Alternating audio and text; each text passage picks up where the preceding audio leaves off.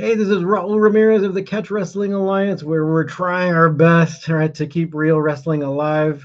I'm here with Jon Strickland of American Hook Wrestling. So we're going to put all the links to John's site because he has like a Facebook and a Patreon. So we're going to put that in the description below. But today, well, just so you know, John is an actual expert in catch wrestling. In case you didn't know, he's out on the East Coast of the United States in South Carolina. And John, welcome to the show. Hey, thanks. It's good to be here. All right, so we haven't chatted online for a while, so but yeah, so there's plenty of things to talk about. Actually, we're hopefully we can get to a bunch of different things right now. Some of the things we're kind of thinking about talking about, or like say maybe even like the tournament formats for catch wrestling, even if there should be a tournament format or not, because actually go ahead and talk to us about like say like the history of catch wrestling and how well truly there hasn't really been like catch wrestling tournaments, or there's been attempts at doing tournaments like back in the early 1900s, right, and or Yeah. even earlier. But what are your thoughts about like if and how that should be done? Well, I think the seed got planted with me probably in around 2001. I mean, 2000, as soon as I started training with Billy Wicks, and met him, and then eventually meeting or having a relationship with Dick Cardinal and having him able to mentor me a little bit. And it was this conversation, We're talking about how it was the wrestling in the carnivals, the athletic shows, the old days, how their amateur wrestling was. And then that got me thinking over the years. So, and actually, we go back roll to 2014, I believe it was, when you put the first tournament on out at UCLA.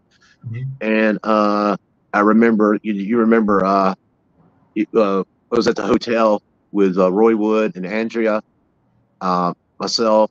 I think my wife was there, and I think Stephen Greenfield was there, and we got pops on a MacBook Pro back then it was Skype, and trying to put together rules and ideas, and they kind of met, and so even really then, and I could tell later when I got back to home, the conversation I had with pops, it was like, he didn't understand, like, why do I don't need a time limit, and you're like, well,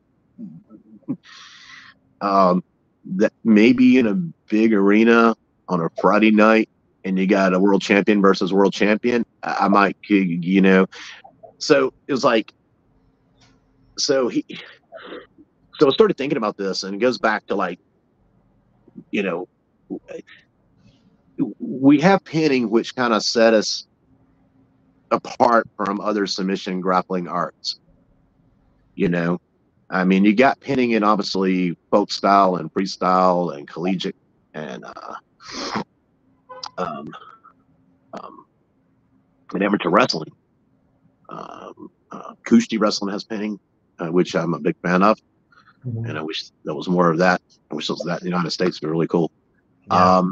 But you know, the one thing I looked at was, even for reading old books and just the years of conversations with these men, in order to take what they're kind of teaching or what they were doing and put it in a modern day tournament, a lot of the tournament can be the difference, but a lot of it's similar rules, like, because a lot of grappling tournaments will allow pretty much any submission hold, excuse me. I mean, and of course, not like finger locks and small joint and stuff like that, but, they'll allow you to heel hook somebody or something like that, right? So it changes the way, you know, I don't, I've said it many times. I don't know a better word to use to describe it. So, and the word I'm going to use sounds so negative for a wrestler, but it's a catch as catch can was a stalling style of wrestling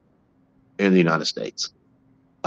Maybe not every individual wrestler, so I don't want to make it as an absolute claim, but I know it was with like Pops, Henry, Ed Lewis was that way. They're going to get you in position, and they're going to take their time And I don't mean like not beat you when they can, but they're not gonna, like he used to tell me, you want to beat a guy as soon as possible, but don't get in a hurry. So a lot of times I think people kind of confuse that.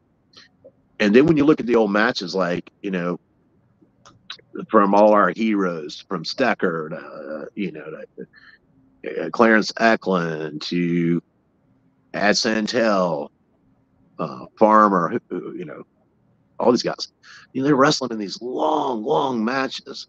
Yep. And granted, some of them were works, but I knew even some of the gym shoots and the matches, like Dick Cardinal did a public, uh, basically a shoot against a guy from California, and his name escapes me once again. Mark Hewitt knows the name. I think it was like Denton or something like that. But it was over a dispute of territory for the Pacific Northwest. And August Sepp had Dick wrestle the guy. And Dick told me, he said the guy was like in his early 40s at that time. And he felt like he probably didn't have the gas to go. But he said, but he was tough as hell like the first, I think like 20 minutes, and the guy finally got tired, and everything. So it's a style, I guess what I'm saying, I keep rambling. It's a style that was designed. It's a long game. And now we bring it into a grappling tournament and somebody goes 5 minutes, 6 minutes. Yeah. Or somebody comes up and goes, hey, there was a tournament done here in the early 2000s, around 2004 or 5. And one of my students, Luke McConnell, was in it. Matt was in it. I think it was the first time Matt competed. I think it was the first time he ever competed. And I posted the video before.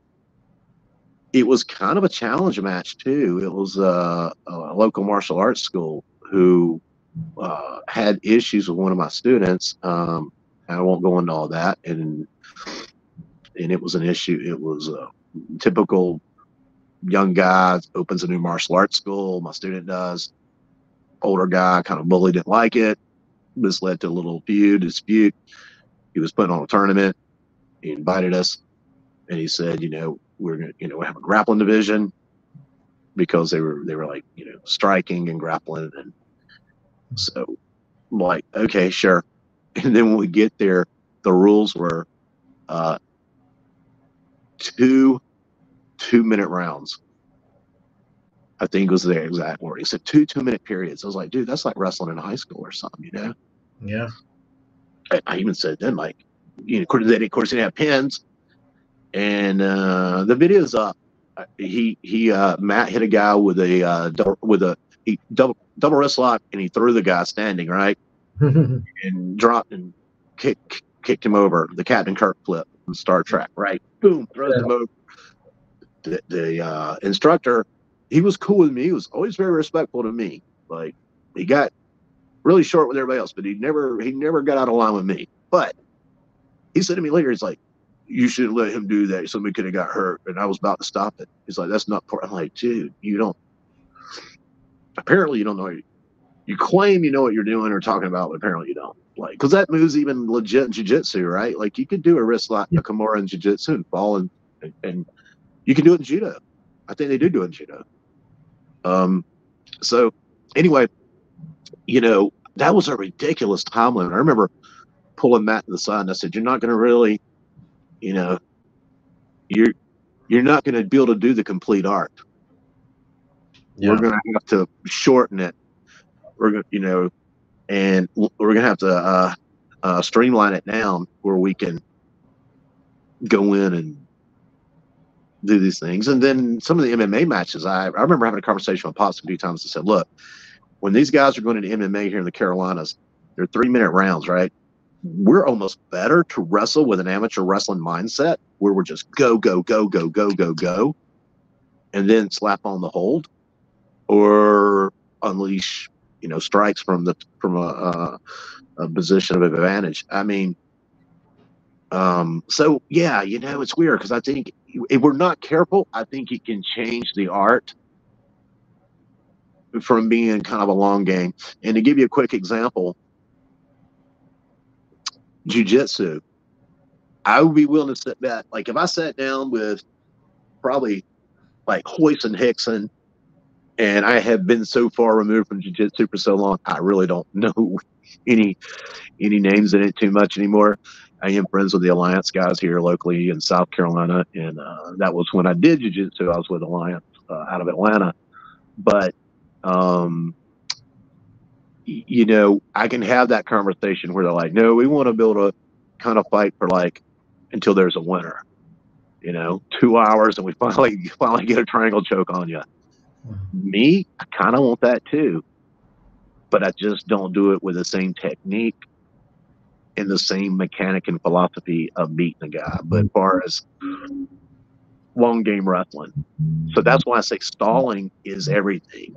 And I tell my sons all the time, they have to understand that, because my youngest son he's going to compete in amateur, but I told him, I said, you got to understand, and I'm trying to avoid it at least while he's going to compete in amateur, so don't confuse him.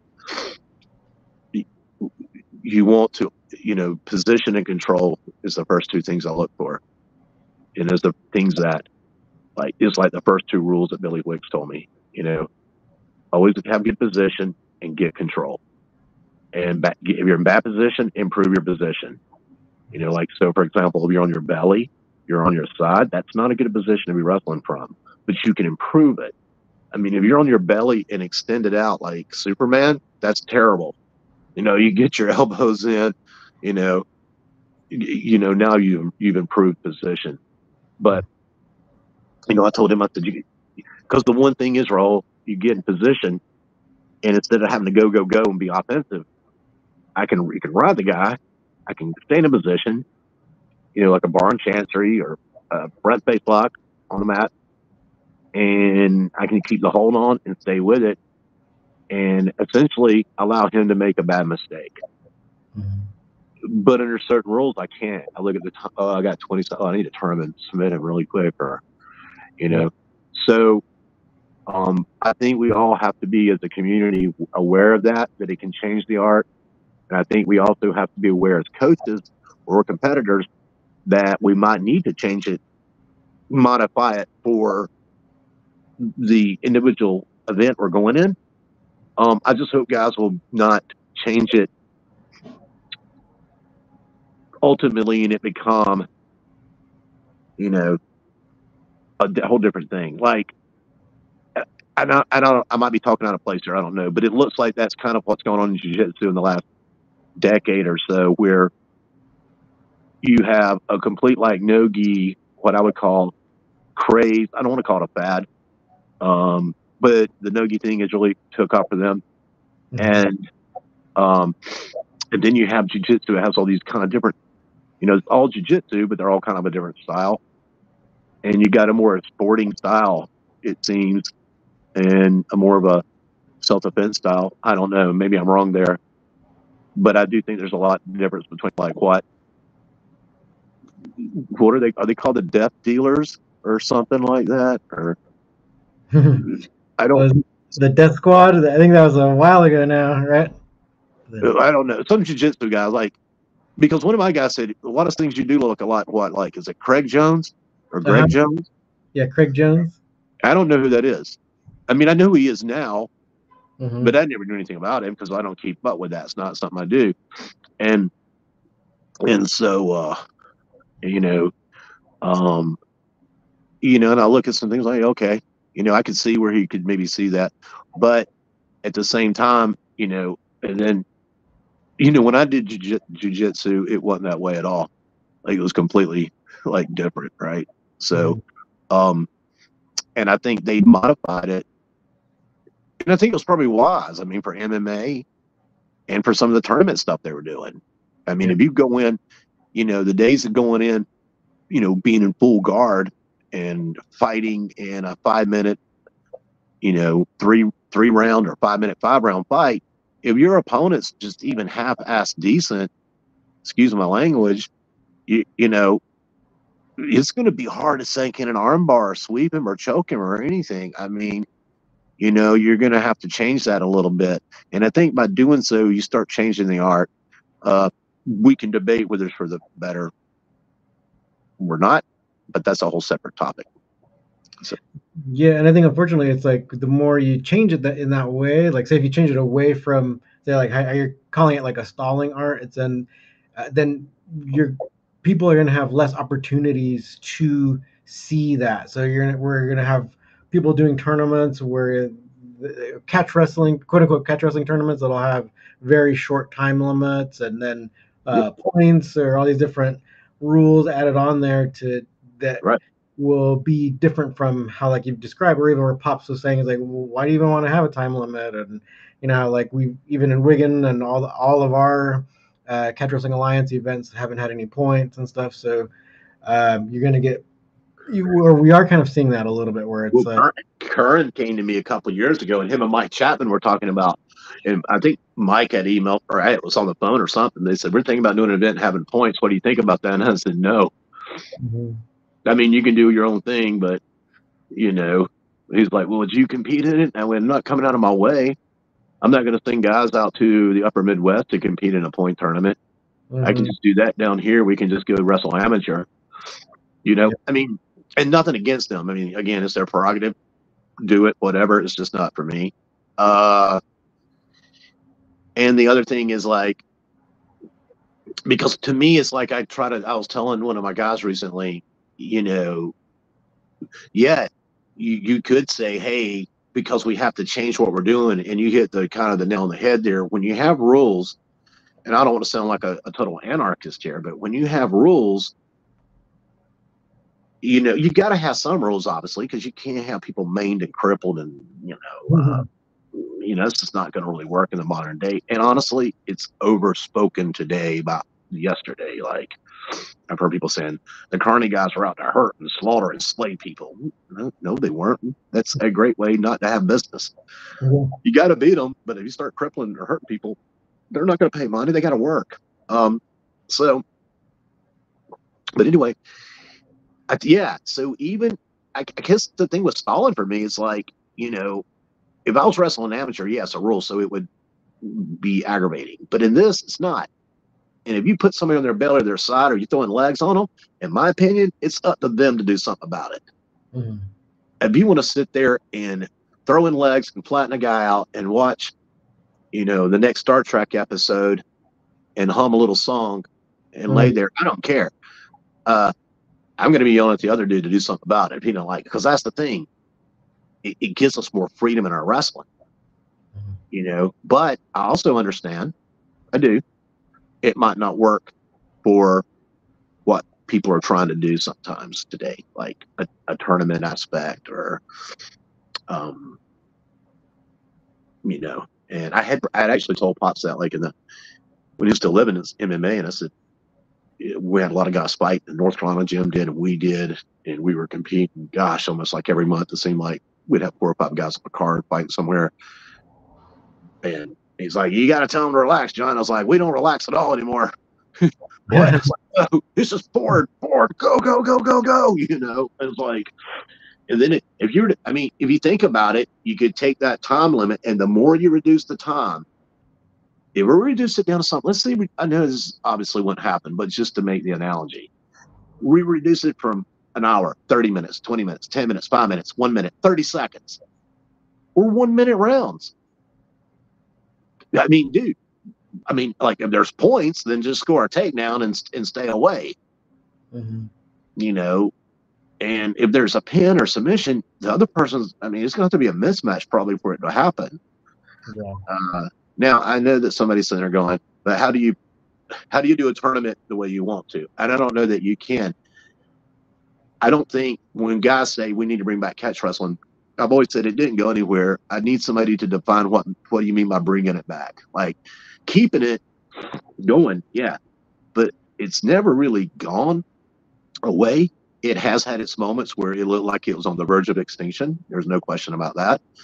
But I think when I hear they want to grow it, and it's like I would love to see it grow and become a like big, huge sport like baseball or football. Sure, why wouldn't I? I'd be insane not to want that. I'm not being negative. I don't know that. I don't think it's feasible. I just don't. And so I always ask that question back to somebody when say I want to grow it. Yeah, I do too, but I want it to grow in the right way because I love the art and I love what these old timers did and passed down, and I want to preserve it. I don't want it to become something else to satisfy the modern day, um, whatever, opinion, I guess, or demand, the modern day demand. Let's turn it into this, uh, that kind of thing. So I think that's important. Yeah, and I totally agree because like there's plenty of jujitsu tournaments with all kinds of points, short time limits and stuff, and so it's like it's there already. So um, we shouldn't feel the pressure to do things in that way. Uh, but yeah, sometimes you'll see some people try to do some catch tournament with like trying to cater to that, but it's not necessary because like you see all kinds of sports on like ESPN or whatever in the middle of the night, right? It's like they're not trying to be something else, right? They're doing their own thing, and it's fine. So we don't necessarily have to feel that pressure. Yeah, and I think I mean, I've always said that. Uh, I think you used that. I think you used a quote of mine when we were in Iowa and put it into a meme. But it's like, you know, catch wrestling should be enough. Hmm. If you learn this style, the style I learned, if you learn it, you should be able to hold your own. Um, and then, of course, then it gets down to individual things like how good of an athlete are you, how hard do you train. But as far as an art, I would put it up against anything else.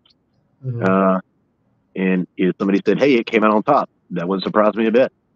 I think there's good rivals in jiu-jitsu. I think there's good rivals in other styles too. But ultimately, you know, and I think a lot of it's, I mean, it kind of for me, it was just, a lot of times it's kind of I used to say it's what I wanted to do, which is true, but it was almost became like the only practical choice I had because there was nothing else around. There was no jujitsu where I lived, and that was the closest game in town, and which worked out for me because it's what I wanted as well. I mean, like I said, I was with Alliance in Atlanta, so obviously I was driving, give or take, about an hour and 45, 2 hours both ways. You know, and then to North Carolina, it was about an hour both ways, probably. Um, so now there's jujitsu schools in my town, and yeah, there are a lot of them. Um, and it's a good art, and but I don't. I just tell my buddies and just I refuse to train in it. I refuse. Like, let me show you something. No, no, Hmm. I'm that stubborn. Like, and it's like, but it's something that can help you. If I start needing help, I'll figure something out. I'm not going to change what I did. Like, because I believe in you evolve. People like you don't evolve. Yeah, I grow within the style that I learned. Yeah. It's kind of like having this big playbook, right? And so I'm going to show my nerd side right now. It's like in the TV show Charmed. Yeah, I used to watch that, and like, you know, I mean, it's kind of funny. Like, I have some of my students laugh about that. I'm like, dude, like, um, There's some good writing in there. I'm like, there's some very attractive girls in that show, and it came on at a weird time too, and it was just like, you know, yeah, cool, I'll watch it. Anyway, they got the Book of Shadows, right? They go, let's go to the Book of Shadows, and to me, it's kind of like, you know, he comes in stages. I was talking to Michael Allen about this recently. I used to train with Billy and Chris, and I, of course, always talking. But like, I was like, dude, I said, Mike, I got this area where, you used to do all these toe holds on everybody, and then it started headlocking everybody, like, which most people today call like neck cranks. But you know, like, I don't know, it's just evolved, and me and my go back to hitting toe holds again. You know, there was a time where I went for like 3 months. Every time I'd spar, I had to get an armbar on everybody, and it was like, what? Something I wasn't. like I went planning it. It was just how I was wrestling and how things were working out, and, you know. But it's that evolving learning. Like for example, like so. Let's say for example, somebody goes, "Hey, you're going to come compete. We're going to add points into it.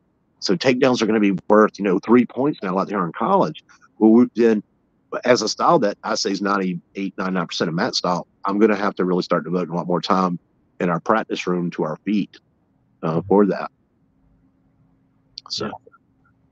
Yeah, actually, you made me think of something that happened just like last night because, I'm here in LA, and then I'll go to different open mats, or I'll train with different jujitsu schools, especially when they're doing nogi. So for about a year now, I've been more at the 10th Planet headquarters in downtown LA.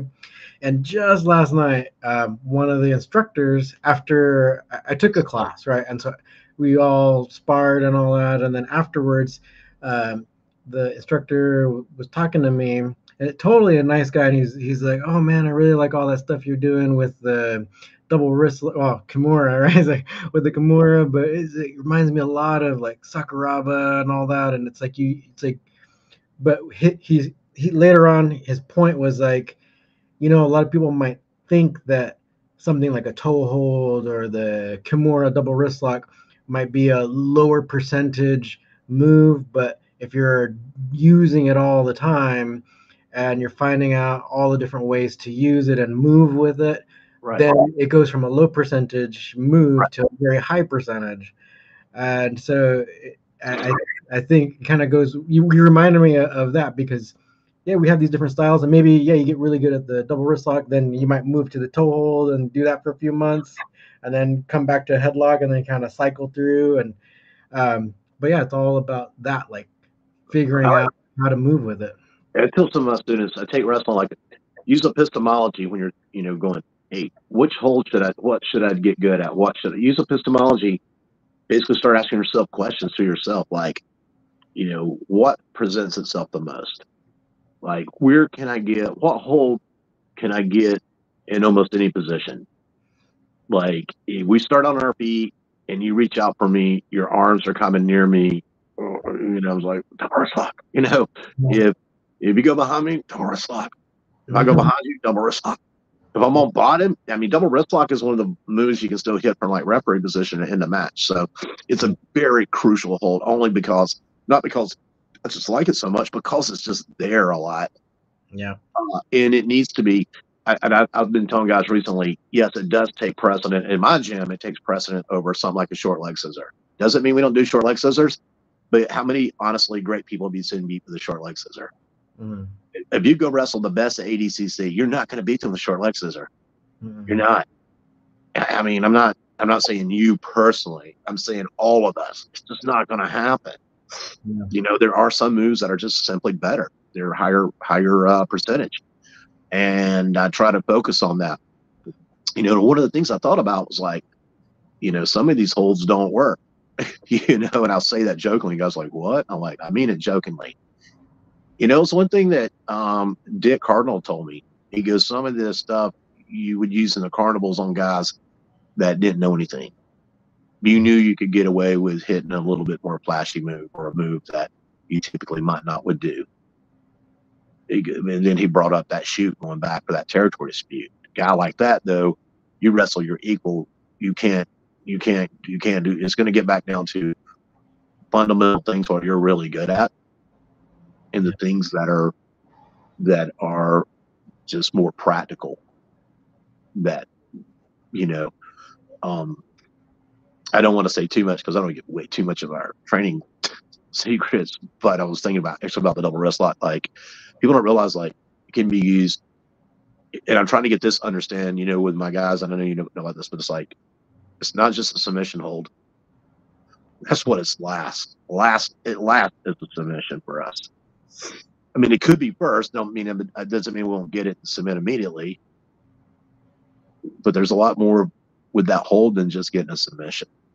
Yeah, exactly. And they can really control a lot of game for you. And it don't take a lot of, you don't have to be a super athlete to get it. Mm-hmm. Like, I don't have to take big risks. Like, I don't have to do a jump scissor takedown into like a rolling heel hook. It's just not I don't have to take a lot of risks. And Well, I like things like that. I also try to be, approach things like that too. Like, let's don't do things that beat us. Let's don't do things that beat ourselves and put us in bad spots. Like it's a cool move, but if you miss it, it's like crap. You know, and I learned that the hard way. Like just getting smashed, like go for crazy stuff on Chris Rogers, and he just smashed me in the mat. Like, oh, what were you trying to do? Oh, I was going to try to like kind of do like a Granby half forward roll and then try to hook into a knee bar and then swim over to it. By the time I do that, he's just like cross facing me and just beating the tar out of me. So, I think, yeah, I think, I think it has to apply. Like, I mean, like that was the thing about the carnivals. Like what Pops would say about takedowns, the guys misunderstood this. Like he says they're not important. Now, this is a guy who beat Axel Cartier, who was a gold medalist amateur, a gold medalist in the Olympics. And they weren't hooking, and he pinned him. He absolutely knew how to take you down. Yeah. He just knew. He was talking about like in the carnivals, it didn't matter. He'd let you just grab his leg, he'd fall down and wrist lock you, and that'd be it. Because the guys didn't know how to stop it. The crowd didn't know how to stop it. You get a guy who's, and they were wise to that barnstorming stuff. Like they kept an eye out on that. Make sure, what was his name? Grubmeyer, the Iowa cornstalk. That's what I named Anthony Pachak. I named him the Iowa cornstalk. And I was like, you're the new Iowa cornstalk. But like, you don't have to worry about him popping up about the crowd and, like crap.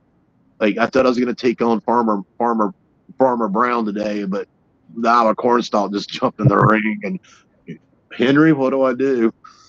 Well, I go wrestle him, and then we're all going to jump him after this, or whatever. But I mean, anyway, yeah, we have to, you got to take the wrestling and apply it. And so that with Pops, if he was standing here right now, I would say to him, I got something I want to run by you. And before you freak out, quickly think on it, sleep on it a few days, and listen to me. I'm going to send you some videos. I want you to look at this. We're going to go into these 2-minute matches. We need to work more on our feet in this. I don't like. Yeah, no, Pops. That's what I said. Don't respond immediately. Don't just. You can. I don't mind that you can be right, but at least sleep on it. And I remember saying to him that he came back when he was like, "You're right. You've got to manipulate the rules that you're wrestling in or you're competing in." And Johnny Boyd, you had Johnny on a card out there, I think, in Iowa. And I actually went against Anthony Pachak, the Iowa cornstalk. And then Johnny Boyd was a pretty good boxer, pretty good amateur boxer. And one of his fights here locally, his MMA fights, Pops called me up one day and just ranting and raving, like, why is he throwing punches? Why is he on his damn feet? I want him to go in there, take the guy down and put him in a submission and put it away. And I was like, because he's a good boxer. And it's a 3-minute round. And by the time we get that guy down as a blue belt or something like that, I think Johnny had been training 6 months, maybe with us. The guy's a blue belt, been like 8 months, maybe a year. I was like, it's not that I don't think we can beat him on the ground, but here's what I know, Pops. I knew something they did, and what you don't know will get you. What you don't know will kill you. I knew that Johnny could outbox it, clearly outbox it, and I didn't think that kid could take him down, and he could. And he needs to get him down and hook him. I understand that, and I think he could have probably, but I also think if that other guy was going to win, if the opponent was going to win, he was going to win on the ground with his jiu-jitsu. And I said we basically never allowed him to get to the areas where he was good at. Yeah. He still was mad at me. But, anyway, but that's okay. So, and he'd always be like, well, you got to, like he was saying to me, your wrestling's your wrestling. My wrestling's my wrestling. I remember what he said to me one day, you don't do my wrestling. I'm like, what? I do what you showed me. You do, but evolve to become your wrestling. And when you do it, how you do it. Henry told me, he's like, Billy, my wrestling's my wrestling. Your wrestling's your wrestling. Doug Henderson's is Doug Henderson. Jack Guys. Sweet Oberg is Sweet Oberg. I understand now. You know, But I think also too that kind of goes into how you're saying about like how it evolves, but it doesn't necessarily evolve to be something else. But it doesn't evolve to be jujitsu, but you learn it in such a way where say like if you say like how I'm sparring a lot with no gi people, it's like I'm not trying to then use a double wrist lock on my back from closed guard. It's like I'm still using it kind of like how they're attacking me, so it's becoming almost like a response to them. It's like doing catch wrestling against them, and not necessarily jujitsu or me. I'm not becoming a jujitsu person or no gi. right? Yeah, I mean, and here's the thing too, Raw. When you think about it, we've all heard the moniker catch wrestling. It's the style of 1,000 holds. Like I got to where I didn't like using the word catch wrestling. It's like call it carny or athletic wrestling or catch as catch can, whatever, or just wrestling is what they typically the old Yeah. timers would say wrestling, right? But so, it's a style of 1,000 holds. He's a man of 10,000 holds, whatever. That's not true. Like, I'm sorry. There's no way there's 1,000 hooks in this style. And then maybe they didn't mean hooks, but there's not even 1,000 holds. There might be thousands of ways you get a bunch of different holds. Mm-hmm. I started counting up the holds one day. I don't remember where it was at, but it wasn't even like it was less than like 40 or something. That it pops taught like 30 maybe, Mm-hmm. honestly. But then you realize he teaches it inside and outside toe. Like, well, that's it. That's not a lot. But then you realize, man, I can get this thing from so many places when I get near legs. And it's not that he showed me the two ways to hold. It's the fact that I can hit it hundreds and hundreds of scenarios and different situations and upside down on my head and under my butt and reach behind my leg and grab it and whatever. And then, when I tell guys that, I'm like, if you think all of wrestling, one of my guys, Mark Wolf, one day I asked him a question. I said, I want you to write down everything you do in your practice session, right? Like, or I think I said, show me how many takedowns you do. So he listed all the takedowns he could think of. There were like 50 or so takedowns. And I asked him, I said, how do you get great at any of those? Mm-hmm. Because that's a lot of time, right? We need to streamline it. And so you learn a few things and get really great. And really, that's what you need. I mean, you're not going to, when you beat somebody, it's usually going to be with one hold. It's going to be with a pin. It's going to be, John Smith, low single, right? I mean, it's going to be that kind of stuff. And when you evolve, you start evolving in your system. Like, okay, now I'm going to start using some things that I typically didn't used to train a lot in. Or, also evolving, like, for me, it was like over the years making the side roll better for me. When I'd go to side roll and I couldn't get somebody else bigger and heavier, like I figured out a few tricks, and I was like, this really is working well for me. And still, I'm still evolving that. Mm-hmm. And I'm not even on the mat that much anymore, but I'm still a growing process, and it always is. I think Billy Robinson has said you know you never stop learning, you always keep learning, or whatever, something like that. And I mean, a lot of people say that in styles, but I'm just using him because we're talking wrestling, right? I think it's really like, always keep learning and learn to learn, that kind of stuff. And so for me, like when somebody says to me, like, oh, like, really, when you started this beginning, like, you're an expert, I'm like, oh, I'm this guy that wrestles, and, you know, I mean, it seems to work for most people I show, seems to work out well. Mm-hmm. It's worked out well for me. And I just want to get better. And I mean, I do think now, honestly, we'll put all the humble crap to the side for a minute. I do think there's a level people reach where they're, intermediate, advanced, expert level, but there's never a ceiling. Mm-hmm. You know what I'm saying? Yeah, yeah, definitely. But unfortunately, as individuals, we can reach our ceilings. And if, like, one of my guys right now, and I won't name him, Luke McConnell, if he has the potential to be great, but I'm afraid he's reached his ceiling because he's not putting in as much time as he should. Mm. And that's, and he knows I'm messing with it there. And he's an advanced guy. He can be better. You know, I mean, we can always get better. There's no question. Even I think it was my youngest son Sam asked me one day. He said, "Are you real good, Dad?" I said, "I'm just trying to get better, Sam. That's what we want to do. Always just get better at what you do." You know. That's the attitude of an expert, though, right? Like you kind of, it was that Dunning Kruger thing, right? Where it's like the people who know a lot, they always doubt how much they really know, but the most ignorant are very confident. Well, the weirdest thing with me is like, even the older and longer I'm in it and get, I'm like, I used to do so many more different things 20 years ago. Now I'm like, I do 4 things. I mean, I do more than that. I, you know, uh, but yeah, I would call it dumbing it down, I guess, is a way to say it. Like, I just took that playbook, like I said earlier, that book of shadows, and I went, Mm-hmm. like, this is what works for me. This is how I do things. This is how I approach it.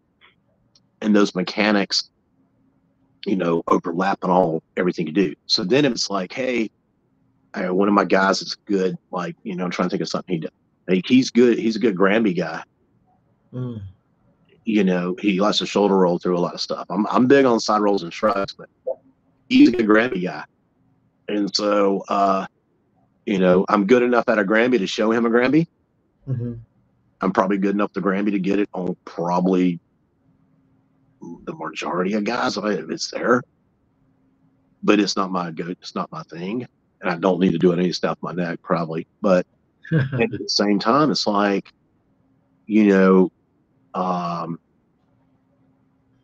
like Pops wouldn't do a stand up for anything. He absolutely, if he was wrestling and on bottom, he would never do a stand up. He despised stand ups. He thought it was stalling. He thought that was actually stalling. He goes, "You're standing up to cut away to get away from the wrestling. Stay in there and wrestle." And he had other reasons too. Mm-hmm. No, that's a really great thing to actually. Someone was asking that just the other week, where it's because I discouraged the whole stand up thing. So it's good that you mentioned it. If you want to keep talking about it, yeah, go for it. Because it's really interesting to hear that Pops would say that is the actual stalling, because it's like, in a way, I mean, not in many ways, it's real, where it's like you break away and like you're neutral again, right? You're back at square one if you stand up. Yeah, you are. Also, if you're standing up, gravity is a little bit stronger on you, right? Like, it's going to tire you down. I mean, we're sitting down and we're on the mat, and it's already, even though guys like, yeah, but it's not a whole lot, but it's still draining. So I like to make everything count too. That's something about my wrestling. Everything is so microscopic. Like, take advantage of everything. Take advantage of their mistakes. Always stay tight. Always stay tight. Always stay tight. I try to tell my kids they should never walk around the house at all with their shoulders normal. They should be here, and constantly. But, and I do say that to my wife, like, you're an idiot, And so, but yeah, well, the thing with him was, and I asked him why. Like, I was in the gym one day, and I finally said, you know what?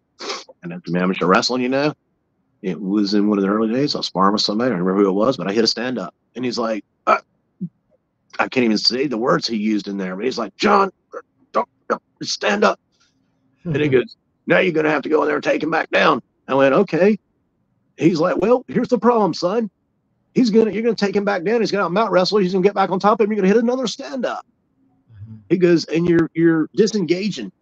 And with Pop's style, when you got in, it's very grapply.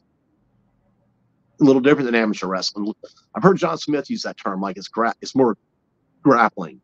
Like, he'll talk about when he was coaching, he'd talk about amateur wrestlers like he was talking about, like Ben Askren. He goes, he's a lot more grappler type of wrestler, where he likes to stay in contact, where you're not breaking out back and forth constantly, where Smith would like to go back to speak, shoot that right in and score, right? I mean, John Smith's obviously good on the mat too, but Pops told me, because it takes more, it wears on you.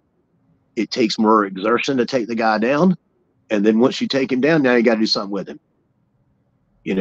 And he said, so he goes, you can't get to a submission. Now, here's what I will say. Now, I'll leave it there. I tell my guys this, and it really confuses them, because they're like, "Coach is so hypocritical." He just told me, like, if you're worried about getting beat, if you're worried about getting pinned or hooked, get your feet. And I said, yep. Because where's the safest place that you can be in wrestling not to get hooked and not to be pinned on your feet. You can't be pinned at all on your feet. And even if somebody says, well, what about they hit a cradle? Well, you're not on your feet anymore, are you? And hooking a guy on his feet is going to be really difficult. It really is. Like, and I'm good with front face lock, and it's still difficult. Like, I mean, you know, it's hard. You don't have a lot of options there. And so, and it's not the best control situation either. You know, person's not carrying your weight. It's a little bit harder 2-on-1 with certain things. And so for him, it was that way. He did tell me, though, one day, he said, if you're in competition and nothing else is going to work, you can't get away, stand back up. Okay. And then over time, I would do things like what I would call like use a skateboard. So I use skateboarding terminology. I call it the fakey stand. Like they think I'm going to stand, but actually cut back in like on a quick, almost like a stand up switch looking thing. Like it's this kind of funky and weird. Back arch guy's kind of turning real quick and then try to catch a head or kind of like a go behind. But, you know, it's just, you know, but and at the same time, bro, I make every one of my students, I don't care, like, even if I'm doing something even I'm doing like just self-defense for somebody, like a self-defense seminar or self-defense classes for people who don't want to be wrestlers or who don't want to be athletes or competitors. My first rule, one of my tenets are you have to be able to stand up from anywhere, anytime in a situation. Because if you can stand up, you can run away. If you can stand up, you can create space if you're getting beat up or harmed or hurt. You got to be able to get to your feet. And in self-defense, for example, you're a dad, I'm a dad, hoping that you're never attacked. But it's like if somebody is attacking, like if it's a multiple attacker, and somebody's on top of me and somebody's attacking my kid or my wife or something, whoever, I need to be able to get to my feet to be able to go get to them. You know, so getting to your feet is crucial because also it allows us to do other martial arts that a lot of people train in, allows us to strike, allows us to run away, and that kind of thing. That said, though, typically I don't want guys to rely on it. So that's where the hypocrisy comes in, and they're like, so let me say this again because so the viewers aren't confused. The best place not to get beat is standing on your feet. But guess what? It works both ways. So it's the best place for you not to beat your opponent probably too, you know? Yeah. So, yeah. That's the way they should be looking at it, right? That's the best way to not beat them is by staying standing. Yeah. And, like, because Billy's whole thing was just like, come grab a hold of me. Like, the times, like, when he could still get around, we rolled, like, rolling is probably an overstatement. Like, we'd grapple around, roll, He's pretty old. It's like 68, 69 when I met him, 68 maybe. But he'd just walk across the room and be like, come grab me, John. Come grab me. He'd walk under by that. He'd have his hands down here. Come up, grab my head. Let's go. Come grab me. Come on. And he would just walk into you. He wouldn't give you a choice. He wants you to shoot. He's going to peel your head off. He's going to wrist lock you or slam your head in the ground. He's really good at it. And if he grabs you, he's going to hurt you. And then at the same time, honestly, it's like, he's 68. I better not blast double him. I'm going to look like the biggest jerk ever in the room. You don't want to do that anyway. But, I just thought he was horsing around. But he's like, no, he goes, that's how I used to wrestle. I said, you did? He goes, oh, yeah. Oh, yeah. He goes, a lot of guys did. We go ahead and get in close and start making contact. They didn't like to circle quite as much. They like to kind of just go in and almost like judo, where I think in judo you have to hang on to like the gi, I think is what I understand. Like, I've never competed in judo, but from my understanding, you're not supposed to let go of the gi. Like, you're not supposed to, like, I don't know, somebody could correct me if I am. But I think, like, if you grab the jacket, you can't just let go of it and then shoot a double. Oh, yeah, you can't grab legs. So in a way, it's kind of like Greco. But, yeah, probably you can't do much if you don't grab the jacket, right, in judo? Right, yeah. So you can't just, like, do a, like, running low single, but he liked to go ahead and get in really tight. That was another similarity he had with like some old school jiu-jitsu guys. He likes to go ahead and get in tight. But then, and I said this before, at a jiu-jitsu, sambo, judo, shoot fighting, every grappling art I've been around, everybody goes, it's all grappling. Sure. But it's almost like saying karate and boxing and kung fu are all the same things too. Mm-hmm. In philosophy, it's way different. Like when I did jiu-jitsu, I did a little bit of sambo, a little bit of judo. They all had a similar, like I could almost not tell them apart, honestly. What he would do, I could tell apart a lot because it was a completely different approach, you know. And the approach was just different, and it wasn't going to side mount, all that stuff. It wasn't, you know, you go to the mat, go step one, step two, go here, move your leg here, move your knee here, go mount, slide your arm under, go here. It was more like go in and wrestle, snatch a double wrist lock, go beat him, you know, and turn that, use that, like we were saying earlier, use that wrist lock to turn him over, put him on his back, hook him, let it set up the head scissor, let it set up, you know, an arm bar, shoulder lock, whatever. Yeah, it was a different kind of thing. Oh yeah, but very wrestling. That is kind of like wrestling. It's like you're using the holds To wrestle. Yeah. yeah, to wrestle. Yeah, that's why a lot of guys I think it's like amateur wrestling, and then you put them in a hold. Mm-hmm. And he was like, let's amateur wrestling get to the hold, which is one of the guys I said to Kern.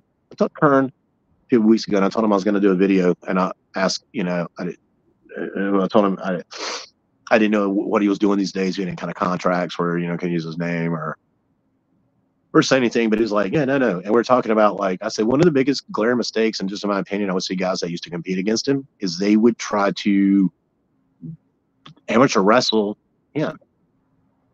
And they could be catch guys. And because there's wrestling in it, but their approach was like, I'm going to take him down. I'm going to turn him to his back. Like, dude, you're not going to out wrestle him. He was a team captain at Michigan State of a super major program, unless it's going to take somebody like, you know, Kyle Dake. You know, is this going to take somebody coming out of the NCAA? If you're going to wrestle an amateur wrestler and you're not one, you deserve to get beat. And I'm not saying that mean to anybody. Like, I hope they'll take that to heart. You hear the old saying, you box a wrestler and you wrestle a boxer. Hook a wrestler and wrestle a submission guy. Yeah. You know? Yeah, and I think that's why it's like some of the amateur wrestling now that like so basically like for what ADCC and like no gi just in general, it's like um, they're starting to try to use more amateur wrestling in their no gi jiu-jitsu, and I think it's successful a little bit. Like, but ultimately, like you know, I see it as like wrestling like in the way like you know doing catch wrestling should be the more successful in a no-gi situation, but I think we are kind of seeing that these people on the outside are trying to merge or at least trying to use some of these amateur takedowns and some of the mat wrestling, and they're seeing success in it. Well, here's the thing, and I said this, I remember it was a long time ago, and Billy Wicks had an email with Eddie Bravo, and he was saying you're going to ultimately be a catch wrestler. And I think Eddie kind of like, you know, I mean, it wasn't like personal, you know, they were having, you know, just talking. And Pops said to me, and I never thought about this, and I think this was a good maybe debate conversation for another time.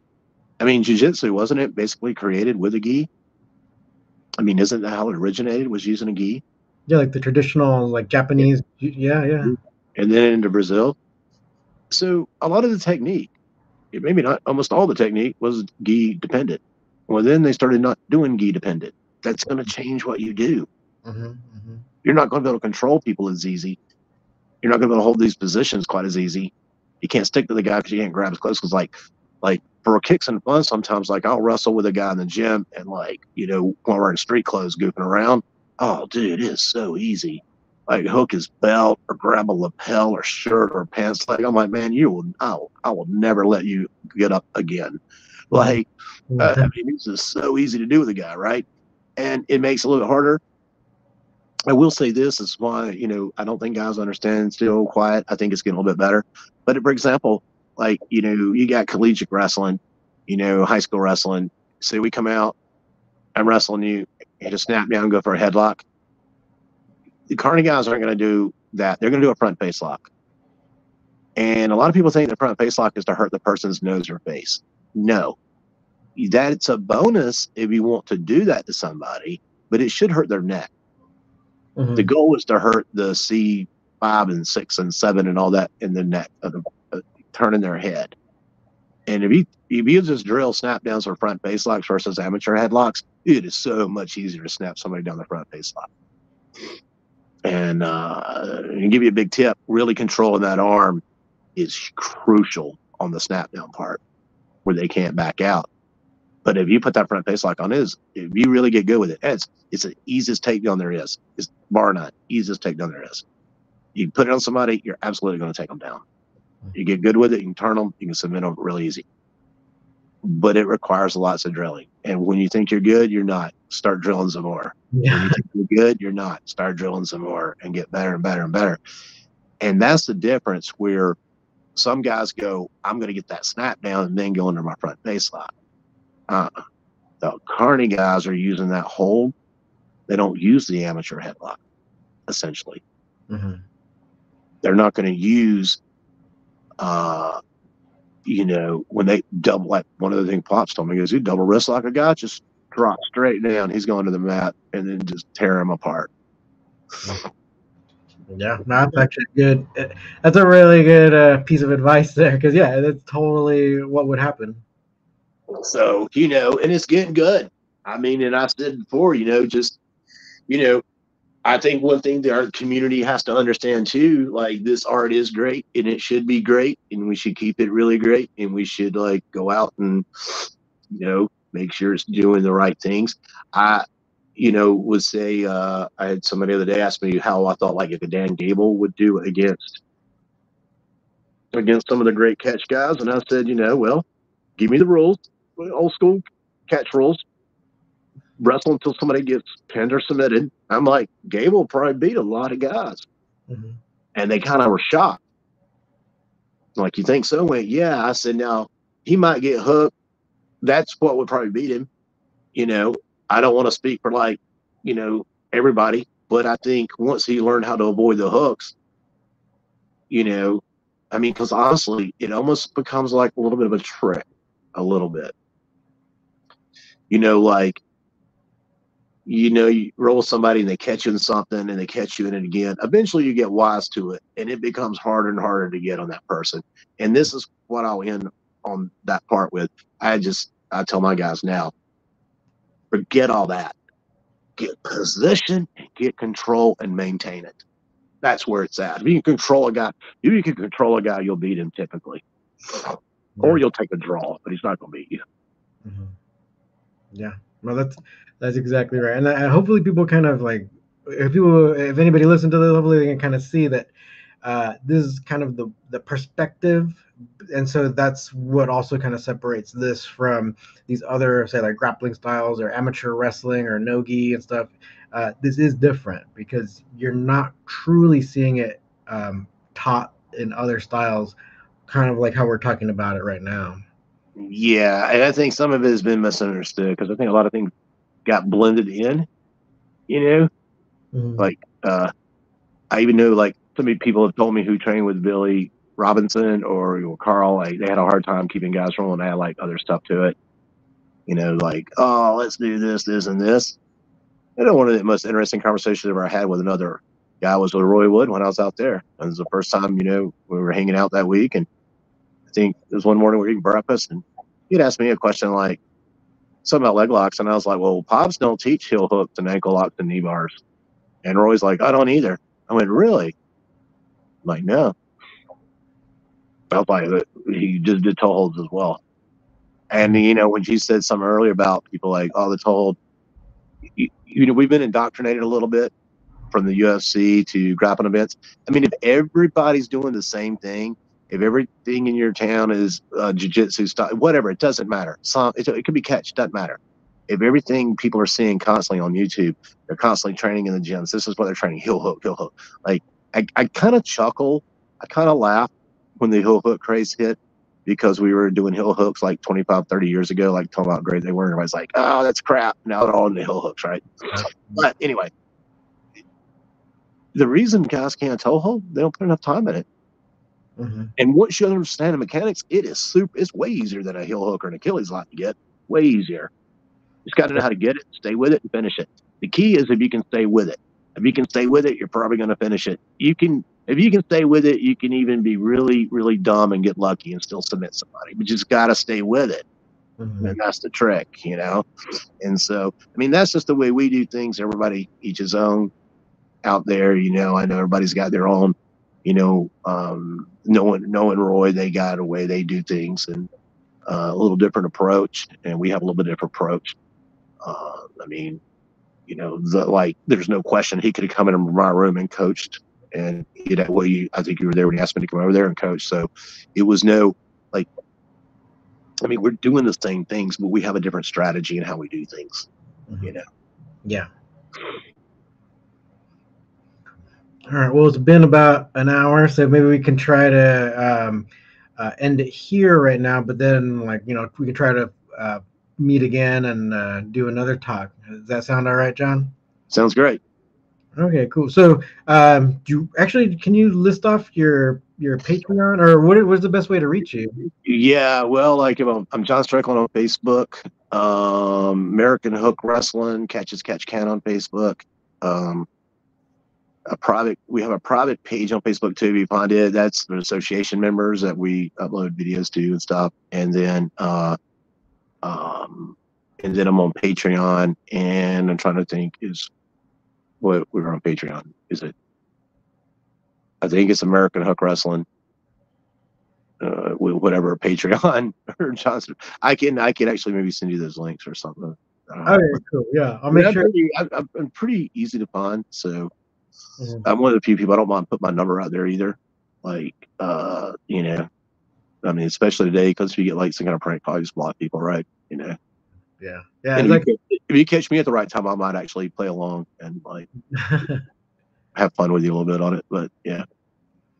Oh yeah, it's like it gets to the point where you don't even answer the phone anymore because it's like all prank calls or all the scammers, right? Oh, dude, I get them constantly. I guess everybody's getting that kind of stuff. Yeah. Yeah. And so that's the weird thing, because I get calls. I got like, is it a doctor calling? Is it my kid's school? You got to put everybody's number in now, or it's, if I see a number, I just like, I'm not answering it. And the funny part of it is I'll have somebody call me, and it's an 864 area code, which is my area code. And like, I absolutely know they're not calling me from like 864. Like, I mean, I can just tell by their accent, like, or I'll get a call from, oh, it's a call from like, rural Idaho. Like,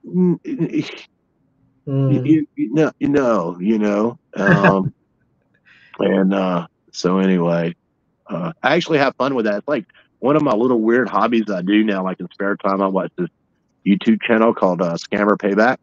Yeah, I love it. and I love him catching those guys. It's pretty funny. So it's a good thing too, man. He says he saved a lot of people from being ripped off and stuff. Oh, I think that's why we're getting all those calls, because they're making a lot of money off people. Probably so. But there's probably a lot of money and a lot of money coming back. Some of these guys are like, yeah, they're like, there were times like some of those episodes where he calls the authorities, like, you can knock at this. He tells them who he is, and like, you got a local resident, she's about to lose $60,000. They're about to steal it from her. Mm-hmm. And, it's her life savings. And, she's elderly and she's a widow. And there's been times too, man, he's a really great dude. Like, I know that he's given people, like, they didn't get the money back. And then he's like, I'm going to give you a bunch of cash just because he's a good guy, which that's really cool, and I'm sure he's got sponsors that help with that, but still. Yeah, it's a good. I enjoy watching it, and and just especially when you realize the scammer realizes like, oh crap, they're on to me, and he's got to control my computer now. Mm-hmm. Yeah, that's awesome. Yeah, I love those. I think it's pretty funny. So All right. So thank you very much for talking with me, and hopefully we can do it again very, very soon. yep, sounds good. And just hit me up, and everybody out there, hit me up. You want to, you have any questions? If I can help you, I'd be glad to. And that being said, best wishes to everybody. Yeah. All right. See you next time. All right.